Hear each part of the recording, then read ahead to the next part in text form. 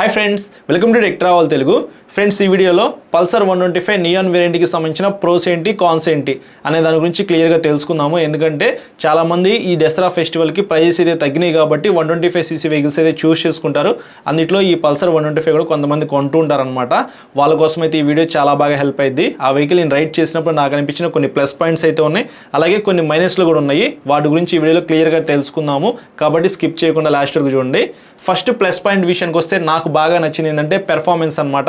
125cc అయినప్పటికీ మీకు 150cc లాగా అయితే ఉండిద్ది. పల్సర్ 150 ఉంది కదా, అది మీరు రైడ్ చేస్తే మీకు క్లారిటీ అయితే వస్తుంది అనమాట. ఎక్కువ డిఫరెన్సెస్ అయితే మీరు నోటీస్ చేయరు. నాకైతే మాత్రం చాలా బాగా నచ్చింది. 125cc అయినప్పటికీ పెర్ఫార్మెన్స్ బాగుంది. మీరు రైడ్ చేసేటప్పుడు ప్రతి గేర్లో కూడా ఇంజన్ పుల్ అయితే చాలా బాగుంది అనమాట. బాగా ఎంజాయ్ చేస్తూ రైడ్ చేస్తారు.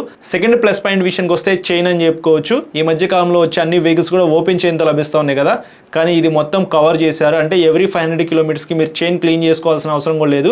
ఇక్కడ మీకు కొద్దిగా మెయింటెనెన్స్ అయితే తగ్గుతుంది. అదొకటి నాకు బాగా నచ్చింది. థర్డ్ ప్లస్ పాయింట్ విషయానికి వస్తే డిస్క్ బ్రేక్ అనమాట. మీకు ఫ్రంట్ డిస్క్ ఇచ్చారు. బ్రేక్స్ అయితే చాలా బాగా పెర్ఫామ్ చేస్తూ ఉన్నాయి. నేను రైడ్ చేసినప్పుడు స్పీడ్గా వెళ్ళి సడన్గా ఒక పర్సన్ అయితే అడ్డొచ్చారనమాట. బ్రేక్ ప్రెస్ చేసిన వెంటనే వెహికల్ అయితే ఆగిందనమాట. ఇబ్బంది అయితే ఏం లేదు బ్రేక్స్ పరంగా అయితే. అంటే ఆ ఇంజిన్ జనరేట్ చేసే పవర్ అండ్ టార్క్కి ఆ వెహికల్లో ఉన్న బ్రేక్స్ అయితే సరిపోతాయి. ఫోర్త్ ప్లస్ పాయింట్ విషయానికి వస్తే సస్పెన్షన్ అని చెప్పుకోవచ్చు. ఎవరైతే బ్యాడ్ రోడ్స్లో ఎక్కువగా రైడ్ చేసే వాళ్ళు ఉంటారో వాళ్ళకైతే ఈ సస్పెన్షన్ పర్ఫెక్ట్గా సెట్ అయ్యింది. బ్యాక్ సైడ్ మీకు 2 షాక్స్ అయితే ప్రొవైడ్ చేశారు. నైట్రాక్స్ ఎండ్యూరెన్స్ దగ్గర నుంచి అనమాట. 5 స్టెప్స్ అయితే మీరు అడ్జస్ట్ చేసుకోవచ్చు. నేనైతే ఆ వెహికల్ ఆఫ్ రోడ్ లో రైడ్ చేశాను. షూట్ లొకేషన్ వచ్చేప్పటికి ఆఫ్ రోడ్ లో అయితే ఉండిద్ది అనమాట. సో ఆఫ్ రోడ్ లో నేను రైడ్ చేసుకుంటూ వెళ్ళి వెహికల్ మొత్తం షూట్ చేసిన తర్వాత మళ్ళీ బై రోడ్ కి వచ్చి మీకు వీడియో రికార్డ్ చేసి చూపించాను కదా. సస్పెన్షన్ అయితే చాలా బాగుంది, ఇబ్బంది అయితే ఏమీ లేదు. సీట్ హైట్ కూడా చాలా తక్కువ అయితే ఉండేది. 790 mm అనేది ఇచ్చారు. ఇది ఒకటి ఫిఫ్త్ ప్లస్ పాయింట్ అనమాట. 5.3, 5.4 హైట్ ఉన్న వాళ్ళైనా సరే ఈ వెహికల్ ఈజీగా రైడ్ చేయొచ్చు. సిక్స్త్ ప్లస్ పాయింట్ విషయానికి వస్తే ఫ్యూయల్ ట్యాంక్ కెపాసిటీ 11.5 లీటర్స్ అయితే ఇచ్చారు. మిగతా వెహికల్స్ లో మీకు 10 లీటర్స్ అయితే ఉంది, కానీ ఇందులో 1.5 లీటర్స్ ఎక్స్ట్రా లభిస్తూ ఉంది కాబట్టి ఇది ఒకటి ప్లస్ పాయింట్. అందులోనూ మెటల్ ఫ్యూయల్ ట్యాంక్ ఇచ్చారు. ఎవరైతే లాంగ్ రైడ్స్ వెళ్ళే వాళ్ళు ఉంటారో వాళ్ళైతే మ్యాగ్నెట్ తో కూడినటువంటి ట్యాంక్ బ్యాగ్ పెట్టుకుంటారనమాట. అలాంటి టైంలో మీకు మెటల్ ఫ్యూయల్ ట్యాంక్ అయితే చాలా బాగా ఉపయోగపడింది. సెవెంత్ ప్లస్ పాయింట్ విషయానికి వస్తే వెయిట్ అని చెప్పుకోవచ్చు. 140 kgs ఉంది. మిగతా 125cc వెహికల్స్ తో కంపేర్ చేసుకుంటే ఇది ఒక 10 to 15 kgs బరువు ఎక్కువ ఉన్నప్పటికీ నేను రైడ్ చేసినప్పుడు మాత్రం నాకైతే అసలు వెయిట్ అనిపించలేదు అనమాట. ఎందుకంటే సీట్ హైట్ తక్కువ ఉంది కాబట్టి మీరు కూడా రైడ్ చేసేటప్పుడు అంత బరువు అయితే ఫీల్ అవ్వరు. కావాలంటే ఒకసారి మీరు షోరూమ్కి వెళ్ళి వెహికల్ మీద ఎక్కి కూర్చొని చెక్ చేయండి. కుదిరితే టెస్ట్ రైడ్ కూడా చేయండి, అప్పుడు మీకు క్లారిటీ అయితే వస్తుంది. ఎయిత్ ప్లస్ పాయింట్ విషయానికి వస్తే కన్సోల్ అని చెప్పుకోవచ్చు. All time ever green analogue and digital console ఇచ్చారు. ఇది చూస్తానికి చాలా బాగుండిద్ది. అందులో మీకు సర్వీస్ డ్యూ ఇండికేటర్ ఉండిద్ది, డిస్టెన్స్ టు ఎంటీ ఉండిద్ది, లో బ్యాటరీ ఇండికేటర్ ఉండిద్ది, ఫ్యూయల్ గేజ్ ఉండిద్ది, ఓడాన్ ట్రిప్ మీటర్స్ ఉంటాయి. ఇట్లాంటి మంచి మంచి ఫీచర్స్ అయితే మీరు ఆ కన్సోల్ తెలుసుకోవచ్చు. నైన్త్ ప్లస్ పాయింట్ విషయానికి వస్తే సీట్ చాలా లాంగ్ అయితే ఉండిద్ది. ఫ్యామిలీ కోసం ఈ వెహికల్ మీరు యూజ్ చేసుకోవచ్చు. బ్యాక్ సైడ్ గ్రాబ్ రైల్ కూడా కంఫర్టబుల్ గా పట్టుకోవడానికి డిజైన్ చేశారు. 10th ప్లస్ పాయింట్ విషయానికి వస్తే హ్యాండిల్ కంఫర్ట్ అని చెప్పుకోవచ్చు. క్లిప్ అండ్ హ్యాండిల్ బార్స్ ఇచ్చారు కాబట్టి హ్యాండిల్ కంఫర్ట్ కూడా చాలా బాగుంటుంది. రైడ్ చేసేటప్పుడు మాత్రం మీరు చాలా కంఫర్టబుల్ గా రైడ్ చేస్తారు. 11th ప్లస్ పాయింట్ విషయానికి వస్తే కలర్స్ అని చెప్పుకోవచ్చు. టోటల్ గా మీరు ఈ వెహికల్ ని 6 కలర్స్ లో చూస్ చేసుకోవచ్చు. బ్లాక్ విత్ బ్లూ, అలాగే black with red most famous అనమాట. సో మీకు నచ్చిన కలర్స్ అయితే మీరు పర్చేస్ చేయొచ్చు. 12th ప్లస్ పాయింట్ విషయానికి వస్తే మైలేజ్. మీకు కొద్దిగా బరువు ఎక్కువ ఉన్నప్పటికీ ఓవరాల్గా మీకు మైలేజ్ అయితే 50 నుంచి 55 కిలోమీటర్ల మధ్యలో వచ్చే అవకాశం అయితే ఉంది. పల్సర్ 150 45 to 50 వస్తున్నప్పుడు ఇది కొద్దిగా ఎక్కువే వస్తుంది కదా. ఎకానమీలో రైడ్ చేస్తే ఖచ్చితంగా మీరు 50-55 దాకా ఖచ్చితంగా ఎక్స్పెక్ట్ చేయొచ్చు. ఫైనల్గా 13th ప్లస్ పాయింట్ విషయానికి వస్తే ప్రైజ్ అని చెప్పుకోవచ్చు. మన ఇండియన్ గవర్నమెంట్ 28% GST దగ్గర నుంచి 18% చేశారు కదా. అంటే ఒక 10% GST తీసేశారనమాట. ఇంతకుముందు మనకి 1,15,000 దాకా అయితే ఉండేది, కానీ ఇప్పుడు చాలా వరకు ప్రైజ్ అయితే తగ్గింది కాబట్టి 1,05,800 రూపాయలు ఈ వెహికల్ అయితే మీరు సొంతం చేసుకోవచ్చు.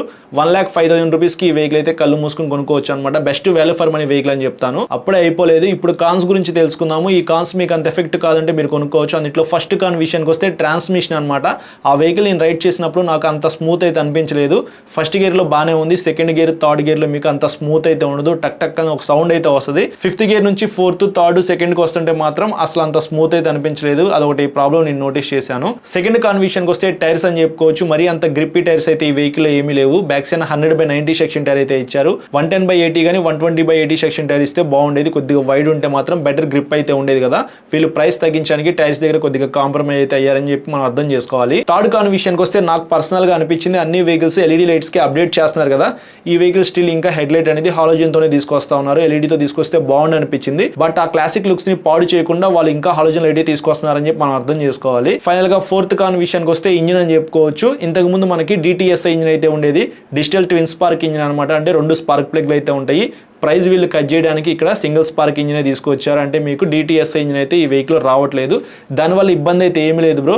DTSI ఇంజిన్ లేదు కాబట్టి పెర్ఫార్మెన్స్ తగ్గిపోయింది, అలాగే ఇంజిన్ ప్రాబ్లం వస్తుంది అని చెప్పేసి మీరైతే ఏమీ అనుకోవద్దు. ప్రైస్ కట్ చేయడానికి అలాగే కొత్త టెక్నాలజీ తీసుకురావడానికి వాళ్ళు DTSI ఇంజిన్స్ అయితే బజాజ్ దగ్గర నుంచి తీసేశారనమాట. ఇది ఒకటి మీరు గమనించాలి. సో నాకు అనిపించిన కాన్స్ అయితే ఇవి. 125cc budget allrounder motor cycle అని చెప్పుకోవచ్చు. పల్సర్ 125 నియాన్ కానీ కార్బన్ కానీ. కార్బన్లో ఏంటంటే మీకు డిజిటల్ కన్సోల్ అయితే ఉండిద్ది. మీకు ఆ వేరియంట్ కావాలంటే ఆ వేరియంట్ మీరు పర్చేస్ చేయొచ్చు. అందులో స్ప్లిట్ సీట్ అయితే ఉండిద్ది. మెయింటెనెన్స్ కూడా ఏమీ ఉండదు.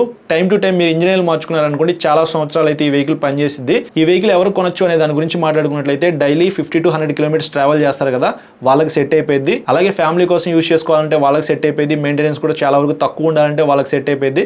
1,10,000 రూపాయల లోపు బడ్జెట్లో మీకు ఒక వెహికల్ కావాలి అని అనుకుంటే ఆల్రౌండర్గా పల్సర్ 125 అయితే మీరు చూస్ చేసుకోవచ్చు. ఇప్పుడు నేను చెప్పిన కాన్స్ మీకు అంత ఎఫెక్ట్ కాదనుకుంటే కొనుక్కోండి. లేదు నాకు ట్రాన్స్మిషన్ స్మూత్గా ఉండాలి, మంచి టైర్స్ గ్రిప్ కావాలి, LED హెడ్ లైట్ కావాలంటే మాత్రం మీరు వేరే వెహికల్స్ అయితే చూస్ చేసుకోండి.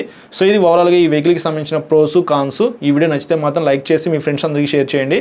అలాగే మన ఛానల్కి సబ్స్క్రైబ్ చేసుకుని సపోర్ట్ చేస్తా ఉండండి. Thank you.